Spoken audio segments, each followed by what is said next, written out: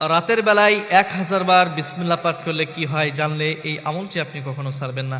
আমাদের সমাজের ভিতরে অনেক মানুষ রয়েছে ঘুমানোর আগে এসে বিভিন্ন কাজ করে এরপরে ঘুমায়, কেউ নাটক দেখে, কেউ সিনেমা দেখে, এরপরে বিভিন্ন অশ্লীল কাজ করতে করতে এরপরে ঘুমিয়ে যায়। কিন্তু মুমিন যারা, ইমানদার বান্দা যারা, তারা কখনো রাতের বেলায় ভালো কাজ ছাড়া তারা রাতের বেলায় ঘুমাতে পারে না। নবী করিম সাল্লাল্লাহু আলাইহি ওয়াসাল্লাম বলেছেন, যদি কোনো ব্যক্তি রাতের বেলায় ঘুমানোর আগে সূরাতুল বাকারার শেষ 2 আয়াত পড়ে এরপরে ঘুমাতে পারে, তাহলে সারা রাত্র এই 2 আয়াত তার জন্য যথেষ্ট হয়ে যাবে।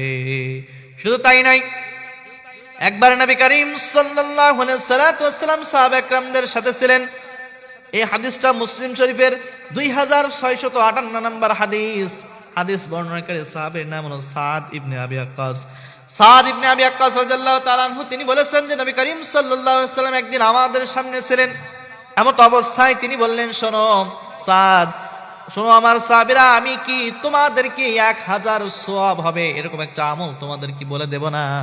বলে, ইয়া রাসূলুল্লাহ হাবিবাল্লাহ, অবশ্যই আপনি বলে দিবেন, কারণ 1000 সওয়াব তো এটা চারটেখানি কথা নয়, অনেক বড় একটা ফজিলতের কাজ। অবশ্যই আপনি আমাদেরকে এই 4টা আমল করার কথা শিখিয়ে দেন।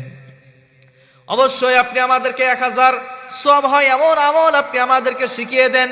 এটা শোনার পরে বলল, শোনো, যদি কোনো ব্যক্তি রাতের বেলায় 1000 বার বিসমিল্লাহ পাঠ করে ঘুমাতে পারে, আর এই বিসমিল্লাহ পাঠ করে ঘুমানোর কারণে আল্লাহ তাআলা ওই ব্যক্তির আমল নামায় 1000 সওয়াব লিখে দেয়। সুবহানাল্লাহ। শুধু তাই নয়, যদি কোনো ব্যক্তি 1000 বার বিসমিল্লাহ পাঠ করতে পারে, সওয়াব তো দিবেন, সাথে সাথে 1000 গুনাহ আপনার আমল নামা থেকে আল্লাহ তাআলা মুছে দেন। সুবহানাল্লাহ। এজন্য রাতের বেলায় ঘুমাচ্ছেন, আপনি আপনার আনুষঙ্গিক সব কাজ শেষ করার পরে আপনি সুন্দরভাবে আপনার যে আমলগুলো রয়েছে সেগুলো আপনি করেন। আপনি আয়াতুল কুরসি পড়েন, 3 কুল পড়েন, এরপরে আপনি ঘুমানোর দোয়া পড়ার আগে এইভাবে সুন্দর করে 1000 বার বিসমিল্লাহ পাঠ করেন। যদি সম্ভব হয় সূরা বাকারার শেষ 2 আয়াত পাঠ করেন, এরপরে 1000 বার বিসমিল্লাহ পাঠ করে যে ঘুমানোর যে দোয়া রয়েছে সেটা পড়ে আপনি ঘুমিয়ে যান। এত ফজিলত। আল্লাহ তাআলা আমাদের প্রত্যেক আমল করতে তৌফিক দান করুন। আমিন।